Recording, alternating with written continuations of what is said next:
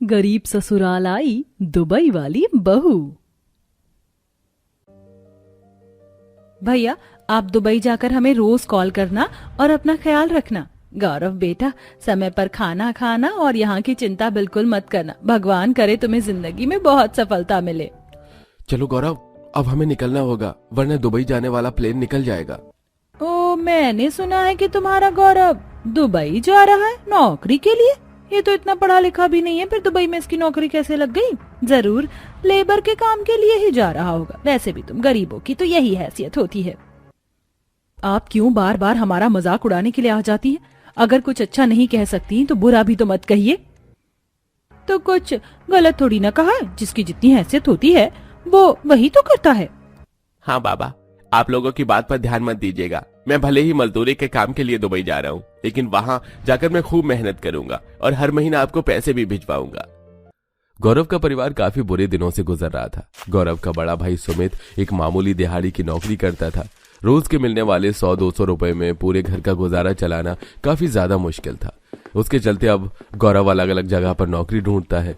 गौरव के एक दोस्त के चलते गौरव की दुबई में एक मजदूरी की नौकरी लग जाती है और अब गौरव दुबई में मजदूरी की नौकरी करके हर महीने पैसे अपने परिवार को भिजवाया करता था।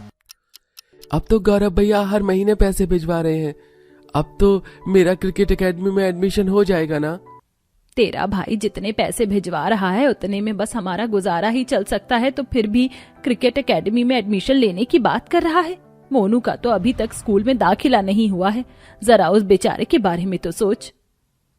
मुझे तो लगा था कि भैया दुबई में नौकरी करने जा रहे हैं तो काफी पैसे कमाएंगे और हमारे घर के हालात ठीक हो जाएंगे। वो दुबई में नौकरी करता है, लेकिन दुबई के खर्च भी कम नहीं होते हैं ना। न जाने कब हमारे हालात ठीक होंगे। समय गुजर जाता है। गौरव हर रोज की तरह कंस्ट्रक्शन साइट पर अपना काम कर रहा होता है कि तभी एक बड़ा सा पाइप एक नैना नाम की लड़की पर गिरने वाला होता है। दरअसल नैना दुबई में काफी रईस परिवारों में से थी। यहाँ तक गौरव जिस कंपनी के लिए काम करता था वो कंपनी भी नैना की ही थी। इससे पहले नैना के साथ कोई हादसा होता, गौरव उसे अपनी जान पर खेलकर बचा लेता है, जिसके चलते गौरव के हाथ पैर काफी घायल हो जाते हैं। मैडम जी, आप ठीक तो है ना? ओह गॉड, उनके हाथ से तो काफी ब्लड निकल रहा है।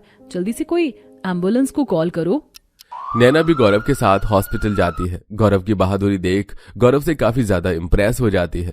गौरव भले ही गरीब था, लेकिन वो दिखने में काफी ज्यादा हैंडसम था। उसके हैंडसम होने और बहादुरी को देख अब धीरे धीरे नैना गौरव को पसंद करने लगी थी और आज तो नैना अपनी कंपनी में काम करने वाले गरीब मजदूर गौरव को प्रपोज ही कर देती है। गौरव, मैं तुम्हें पसंद करती हूँ और तुमसे शादी करना चाहती हूँ। मैडम जी, आप ये क्या कह रही हैं? आप करोड़ों अरबों की कंपनी की मालकिन हैं और मैं एक मामूली सा लेबर। आप एक गरीब के साथ ऐसा कैसे मजाक कर सकती हैं? गौरव, मैं कोई मजाक नहीं कर रही हूँ। मैं तुमसे सच में प्यार करती हूँ और प्यार में क्या अमीर क्या गरीब, आई नो तुम भी मुझे पसंद करते हो। गौरव भी नैना को मन ही मन पसंद करता था। नैना के प्रपोज के करने के बाद अब गौरव नैना को मना नहीं कर पाता और अब दोनों दुबई के कोर्ट में सिंपल तरीके से शादी कर लेते हैं और अब नैना गौरव के साथ अपने इंडिया वाले ससुराल जाने को कहती है। लेकिन मैडम जी, आप यहाँ इतने ऐशो आराम में रह रही हैं, अगर आप मेरे साथ इंडिया जाएंगी तो ये सब कौन देखेगा? और आपके बिजनेस को भी तो आपको ही खुद संभालना है। मेरा भाई काफी समय से बिजनेस स्टडीज कर रहा था, जिसके चलते बिजनेस की रिस्पॉन्सिबिलिटी मेरी थी, लेकिन अब वो इस काबिल हो चुका है कि वो सारे बिजनेस हैंडल कर सकता है और मैं इंडिया में भी ऑनलाइन तरीके से अपना बिजनेस संभाल सकती हूँ। मुझे तो बस अब तुम्हारे साथ इंडिया जाना है और अपने ससुराल वालों से मिलना है। गौरव नैना को मना नहीं कर पाता और अब नैना अपने प्राइवेट जेट में बैठकर गौरव के साथ कुछ घंटे में इंडिया पहुंच जाती है। नैना का प्राइवेट जेट गौरव के घर के पास बने एक बड़े से पार्क में उतरता है, जिसे देख मोहल्ले के सभी लोग वहां भीड़ जमा कर खड़े हो जाते हैं। गौरव नैना के साथ जैसे ही प्राइवेट जेट से निकलता है तो सबकी नजर नैना पर से हटती नहीं है। नैना ने जो कपड़े पहने थे वो ऊपर से नीचे तक पूरे सोने के बने हुए थे। ये कौन है? ऊपर से नीचे तक पूरी सोने से लदी पड़ी है। कहीं ये गौरव दुबई से किसी शेख की बेटी को अगवा करके तो नहीं ले आया? अरे जरा इसका प्लान तो देखो कितना बड़ा है और इस पर भी कितने सारे हीरे लगे हैं।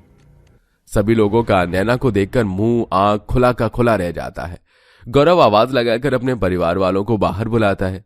गौरव को देखकर उसके परिवार वाले काफी खुश थे कि तभी नैना पर जैसे ही उनकी नजर जाती है तो वो सब भी काफी हैरान होते हैं और अब गौरव उन सभी को नैना के बारे में सारी बात बताता है। मम्मी जी, पापा जी नमस्ते। भैया भाभी कैसे हैं आप? और पवन, भावना, कैसी चल रही है तुम लोगों की पढ़ाई? दुबई वाली चाची को तो हिंदी भी बोलनी आती है। हाँ मोनू बेटा, मुझे हिंदी बोलनी आती है और पता है मैं आपके लिए दुबई की फेमस कुनाफा चॉकलेट लेकर आई हूँ। अब तुम सब देखते रहोगे या बहू का स्वागत भी करोगे? जा सपना, जल्दी से जाकर आरती की थाली लेकर आ। पूरा परिवार मिलकर नैना का हिंदुस्तानी तरीके से गृह प्रवेश करता है। अपने छोटे से गरीब ससुराल में आकर नैना काफी ज्यादा खुश थी। सभी लोग जल्दी से चटाई और उसके ऊपर चादर बिछाते हैं, जहां नैना बैठकर आराम करती है। मैं आपके लिए मस्त अदरक वाली गर्मा गर्म चाय बनाती हूँ। मैं आपके लिए गर्मा गर्म समोसा कचौरी लेकर आता हूँ। हमारे यहाँ का नत्थू हलवाई काफी बढ़िया समोसे और कचौरी बनाते हैं। अपने ससुराल वालों का इतना प्यार देखकर वो बहुत खुश होती है। और अब ऐसे ही 1-2 दिन गुजर जाते हैं। आसपास के पड़ोस के सभी बच्चे रोज रोज स्कूल जाते हैं, लेकिन नैना की जिठानी का बेटा मोनू पूरा दिन घर पर रहता है, जिसे देख। अरे मोनू, गली मोहल्ले के तुम्हारे सारे दोस्त रोज स्कूल जाते हैं, लेकिन जब से मैं आई हूँ तुम स्कूल ही नहीं जाते। क्या तुम्हें स्कूल जाना पसंद नहीं? मुझे स्कूल जाना बहुत पसंद है, लेकिन मेरा अभी तक स्कूल में एडमिशन ही नहीं हुआ। मोनू की बात सुनकर नैना समझ जाती है कि पैसों की कमी के चलते मोनू का एडमिशन नहीं हुआ है और अब नैना खुद शहर के सबसे बड़े स्कूल में बच्चे का एडमिशन करवाती है, जिससे ये बात घर में सभी को पता चलती है। मैं कैसे तुम्हारा शुक्रिया अदा करूं? रोज अपने बच्चों को स्कूल ना जाता देख दिल दुखता था। कभी सोचा तक नहीं था कि इसका शहर के सबसे बड़े स्कूल में एडमिशन होगा। अरे भाभी, आप कैसी बातें करिए? मोनू तो मेरे बच्चे जैसा है। और अब मोनू, तुम्हें खूब मन लगाकर पढ़ाई करनी है। चाची जी, मैं खूब मन लगाकर पढ़ाई करूंगा, बड़ा होकर पायलट बनूंगा। ऐसे कुछ दिन गुजर जाते हैं। नैना को भावना के जरिए पवन का क्रिकेट एकेडमी ज्वाइन करने का सपना पता चलता है और अब खुद नैना एकेडमी जाकर फीस भरकर पवन के लिए क्रिकेट एकेडमी का फॉर्म लेकर आती है, जिसे देख मुझे तो यकीन नहीं हो रहा है कि मेरे हाथों में मेरे बचपन का सपना है। जिंदगी एक बार मिलती है, इसलिए अपने हर सपने को पूरा करना जरूरी है। और अब कल से तुम्हारी ट्रेनिंग भी स्टार्ट है। तुम्हें भी विराट कोहली की तरह एक फेमस क्रिकेटर बनना है। नैना के ससुराल की हालत काफी ज्यादा खराब थी। जब देखो घर की दीवारों से मिट्टी झड़ती, साथ ही साथ घर में किसी के पास एक पक्का रोजगार भी नहीं था। इसलिए अब नैना उसी मोहल्ले में एक जमीन खरीदकर बड़ा सा घर बनवाती है और अपने जेठ को एक बहुत अच्छा रोजगार भी खोल कर देती है, जिसे देख हमें तो लगा था कि हमारी बहू दुबई से आई है तो पैसों के चलते बहुत घमंडी होगी, हमारे साथ अच्छा बर्ताव नहीं करेगी, लेकिन बहू तुमने तो हमारी सारी गलतफहमी दूर कर दी। ऐसा लगता ही नहीं है कि तुम इस घर की बहू हो। मुझे तो लगता है भावना की तरह तुम भी मेरी बेटी हो। आप लोग मुझे अपनी बेटी ही मानिए। और पता है, नए घर की खुशी में मैंने एक बहुत बड़ी दावत भी रखी है और सभी मोहल्ले वालों को भी बुलाया है। अब आप लोग जल्दी से जाइए, तैयार हो जाइए। नैना अपने ससुराल वालों के लिए फिर सोने से जुड़े हुए कपड़े दुबई से मंगवाती है, जिसे पहनकर सभी काफी खुश थे और मोहल्ले के सभी लोग नैना के बुलाए हुए दावत में आते हैं, जिसमें नैना ने दुबई के फेमस शेफ को बुलवाकर दुबई के लजीज पकवान बनाए थे। जिसे परिवार के पास रहने को पक्का घर नहीं था, जो हमेशा साल भर फटे पुराने कपड़े पहनते थे, जिनके घर में मुश्किल से साल में कोई अच्छी सब्जी बनती थी, आज उसी परिवार के ऐसे हालत देखकर सभी अमीर घमंडी पड़ोसियों का मुंह बना हुआ था। किस्मत हो तो इसकी जैसी हो। कहाँ कुछ दिनों पहले तक तो कोई इनसे सीधे मुंह बात भी नहीं करता था और अब मोहल्ले के अमीर सभी लोग इनकी दावत में आए। इनकी दुबई वाली बहू ने तो कमाल करके रख दिया। और नहीं तो क्या। और तुमने सुनीता और उसकी बहू बेटियों को देखा? सोने के जड़े हुए कपड़े, हाथों में इतने मोटे मोटे सोने के कंगन और हार पहने। मुझे तो इनसे बहुत जलन हो रही है। काश हमारा भी कुछ दुबई में रहता और हमारे लिए भी ये सब करता। अब ये सब छोड़ो, मैंने सुना है काउंटर पर दुबई की गोल्ड वाली आइसक्रीम भी है, चलो चलकर उसे खाते हैं। अपनी जलने वाली पड़ोसियों की बात सुनकर नैना काफी ज्यादा हंसती है और अब अपने पूरे परिवार के साथ उस दावत को एंजॉय करती है। माँ, आज क्या खाना बनाऊं? घर में तो राशन ही नहीं है। पायल, इस घर में राशन होता ही कब है? पता नहीं माँ, तुम इतनी गरीब क्यों हो? काश कि मैं किसी अमीर घर में पैदा होती। बेटा, ऐसा क्यों बोलती है? मैं इतनी भी गरीब नहीं हूँ कि तुझे कुछ खाने को ना दे सकूं।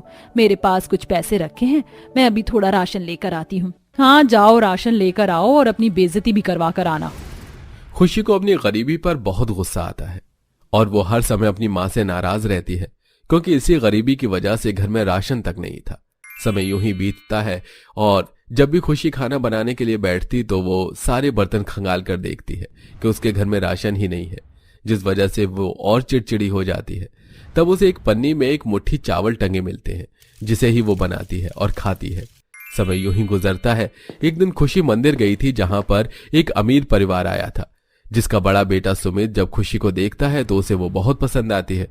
फिर उसका परिवार पंडित जी से खुशी का पता लेकर अगले दिन उसके घर पर रिश्ता लेकर पहुंचते हैं। इस तरह से किस्मत से बहुत जल्द खुशी की शादी एक बड़े घर में हो जाती है। और एक दिन, खुशी, हमारी शादी को 10 दिन से ज्यादा हो चुके हैं और तुम अब तक पग फेरों की रस्म के लिए अपने मायके नहीं गई।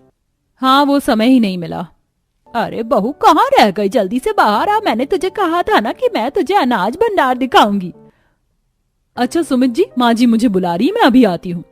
खुशी बहाने बनाकर बाहर चली जाती है, जहां सुमित्रा अपनी बहू को अपना अनाज भंडार दिखाते हुए उससे कहती है, देख बहू, ये हमारा राशन भंडार है। रसोई में कभी राशन खत्म हो जाए तो इस भंडार से राशन निकाल लेना। यहाँ आटे से लेकर दाल, चावल, बेसन, तेल, साबुन, राशन, इस्तेमाल में होने वाली सारी चीजें हैं। मेरे मायके में तो एक डब्बा भी भरा नहीं रहता और यहाँ तो पूरा अनाज भंडार भरा पड़ा है। भाभी, अब बस अनाज भंडार ही देखती रहोगी या इसमें से कुछ राशन निकाल कर खाने को भी बनाओगी? बहुत भूख लग रही है। अच्छा बहू, तुझे बस रसोई और अनाज भंडार संभालना है, बाकी घर के कामों के लिए मैंने नौकर रखे हुए हैं, ठीक है? अपने अमीर ससुराल में आकर खुशी के पैर जमीन पर नहीं रहते और वो महारानी की तरह घर में रहती है। समय यूं ही बीतता है और एक दिन, खुशी, पायल की तबीयत ठीक नहीं है। पिछले 3 दिनों से पायल तुम्हें फोन कर रही है और तुम फोन ही नहीं उठा रही हो। चलो कोई नहीं, आज मैं बिल्कुल फ्री हूँ, चलो हम तुम्हारे मायके चलते हैं। शादी के बाद भी मेरी गरीब माँ और बहन मेरा पीछा नहीं छोड़ रही है। अरे किस मुंह से अपने पति को अपने मायके ले जाऊं? वहां तो एक दिन का राशन भी नहीं होगा। एक काम करती हूँ, 10 मिनट के लिए चली जाती हूँ और माँ से साफ साफ कह दूंगी कि हमें अपने घर फिर कभी ना बुलाएं। खुशी सुमित की बात टाल नहीं पाती और उसके साथ अपने मायके जाती है। अरे बेटी, आ गई तू? तुझे अपनी माँ की याद नहीं आती क्या? तुम दोनों बहुत थक गए होगे ना, मैं भी तुम दोनों के लिए कुछ खाना बना देती हूँ। माँ, हमें खिलाने के लिए तुम्हारे घर में राशन भी है? तुम फिर जाओगी उधार लेने दुकान और राशन वाला राशन देने से फिर मना कर देगा। तुम ये सब दिखाकर क्या मेरी और मेरे पति की इंसल्ट करना चाहती हो? जब तुम्हारे घर में राशन ही नहीं है तो क्यों बुलाया हमें? दीदी, तुम माँ को ऐसा क्यों बोल रही हो? भले ही हमारे घर में तुम्हारे ससुराल जितना राशन नहीं है, पर कभी भी माँ ने हमें भूखे नहीं रहने दिया। चुप कर माँ की चमची, एक बार रसोई में राशन झांक ले, उसके बाद माँ का पक्ष लेना। अब मैं जा रही हूँ, हमें रोकने की जरूरत नहीं है और ज्यादा याद आए तो खुद आ जाना। राशन क्या होता है वो भी दिखा दूंगी। पायल को अपनी बहन की बात बहुत बुरी लगती है और वो रसोई में जाकर राशन देखती है और सच में उनके घर में राशन के नाम पर केवल 2 मुट्ठी चावल रखे थे। अब कुछ ही देर में तबीयत का बहाना करके खुशी अपने पति के साथ घर आ जाती है। समय यूं ही बीतता है और एक दिन, पायल बेटा, आज तेरी बहन की बहुत याद आ रही है, क्यों ना हम उससे मिलने के लिए उसके घर जाएं। पर माँ, तुम तो जानती हो ना दीदी का ससुराल कितना अमीर है। हम खाली हाथ जाएंगे तो क्या सोचेंगे वो लोग? इसलिए तुम एक काम करो, दीदी के लिए कुछ लड्डू और अचार बना के ले चलो, दीदी भी खुश हो जाएंगी। पायल के कहने पर शांति कुछ पैसे पड़ोसन से उधार लेकर अपनी बेटी के लिए बेसन के लड्डू और थोड़े से अचार बनाकर अपनी बेटी से मिलने उसके घर जाती है। पर खुशी अपने कमरे की खिड़की से अपनी गरीब माँ और बहन को आता हुआ देख लेती है और वो जल्दी से घर के बाहर आकर दरवाजे पर ही अपनी माँ को रोक कर बोलती है, बेशर्मी की भी हद होती है माँ, तुम्हां तो मैं लड्डू और अचार लेकर आई हूँ। मेरा ससुराल तुम्हारी तरह गरीब नहीं है, हमारे घर में राशन की कमी नहीं है। हमें नहीं चाहिए तुम्हारा ये लड्डू और अचार। अब कोई देखे उससे पहले यहाँ से चली जाओ, मैं नहीं चाहती कि तुम्हारी वजह से मेरी इंसल्ट हो। खुशी की ये बातें सुनकर शांति और पायल की आंखों से आंसू निकलने लगते हैं और वो दोनों उल्टे पैर वहां से चले जाते हैं। पर यह सब कुछ सुमित्रा देख लेती है और वो अपनी बेटी से कहती है, काजल, तेरी भाभी को बहुत घमंड है अपने अमीर ससुराल पर। मैंने कभी नहीं सोचा था कि बहू अपनी माँ के साथ ऐसा बर्ताव करेगी। जब बहू अपनी गरीब माँ की नहीं है तो वो हमारी क्या सगी होगी? माँ, भाभी हमारे साथ कभी कुछ गलत करें उससे पहले हमें भाभी को सबक सिखाना होगा। खुशी की इन हरकतों से सुमित्रा परेशान हो जाती है और अपनी बहू को सुधारने के लिए एक प्लान बनाती है।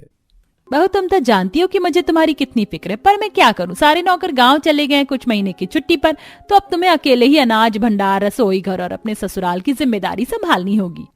कोई बात नहीं माँ जी, मैं सब संभाल लूंगी। खुशी अपनी सास की बात पर यकीन कर लेती है। इसी तरह 2 दिन बीत जाते हैं और एक दिन जब खुशी रसोई घर में खाना बना रही होती है, तभी वहां सुमित्रा खुशी की गरीब माँ और बहन के साथ रसोई में आती है और अपनी बहू से कहती है, बहू, जब से तेरी शादी हुई है तो बस एक ही बार अपनी माँ से मिलने गई थी, पर मैं समझ सकती हूँ कि घर में इतना काम है कि तू अपनी गरीब माँ से मिल ही नहीं पाती। इसीलिए देख, मैंने तेरी माँ और बहन को यहाँ बुला लिया। अब तू इनके लिए भी कुछ खाने को बना लेना। खुशी बेटा, तुझे इतने लोगों का खाना बनाने की आदत नहीं है ना, ला मैं तेरी मदद कर देती हूँ।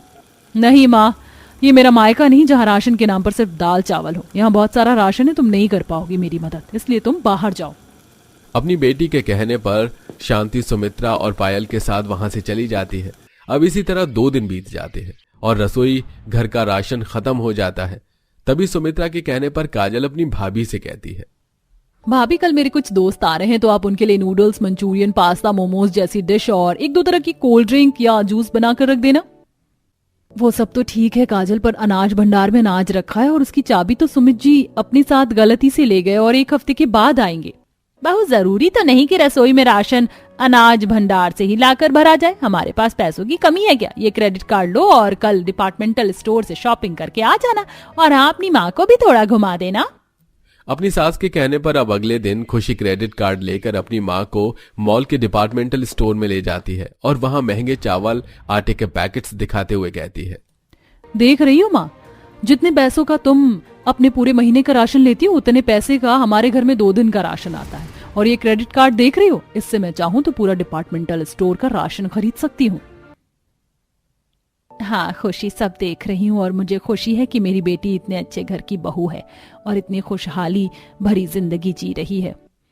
तुम तो रहने दो माँ, अगर तुम्हारा बस चलता तो मैं आज भी दाने दाने के लिए तरस रही होती, पर वो तो मेरी किस्मत और शक्ल इतनी अच्छी थी कि मैं इतने बड़े घर की बहू बन गई। खैर, मैंने राशन की शॉपिंग कर ली, चलो बिल काउंटर पर चलते हैं। इतना बोलकर खुशी बिल करवाने जाती है और तब उसे पता चलता है कि उसे जो क्रेडिट कार्ड मिला है उसकी लिमिट खत्म हो चुकी है और उसके पास घर जाने के अलावा और पैसे नहीं थे, जिस वजह से डिपार्टमेंटल स्टोर में खड़े लोग उन पर हंसने लगते हैं। पता नहीं कैसे कैसे लोग आ जाते, 2 पैसे नहीं देखे कि अंधे हो जाते। पूरा स्टोर खरीदने आई थी बिना पैसों के। अब लाइन से हटो, हमें भी बिल करवाना है। बहन ऐसा मत बोलो, हम बिना पैसों के नहीं आए हैं।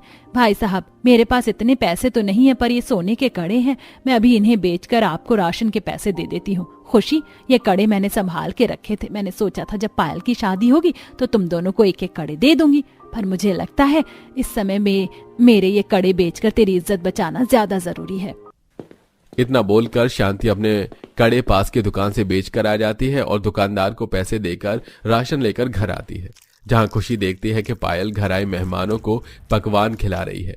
ये सब देख खुशी हैरान हो जाती है और मेहमानों के जाने के बाद सुमित्रा अपनी बहू से कहती है, क्यों बहू, हैरान हो गई? ये सब कुछ तुम्हारी माँ और बहन की वजह से हुआ है। पैसे ना होने के बाद भी उन्होंने हमेशा तुम्हारी खुशी का ख्याल रखा और शादी के बाद भी वो यहाँ आकर अपना फर्ज पूरा करती रही, पर तुम एक बेटी होकर अपनी माँ के बलिदान को भूल गई और उससे पीछा छुड़ाने लगी। इसलिए मैंने जानबूझकर तुम्हें खराब क्रेडिट कार्ड दिया ताकि तुम्हें एहसास हो सके कि तुम्हारी माँ तुम्हारा कितना भला चाहती है और तुम अपनी माँ के साथ कितना बुरा कर रही हो।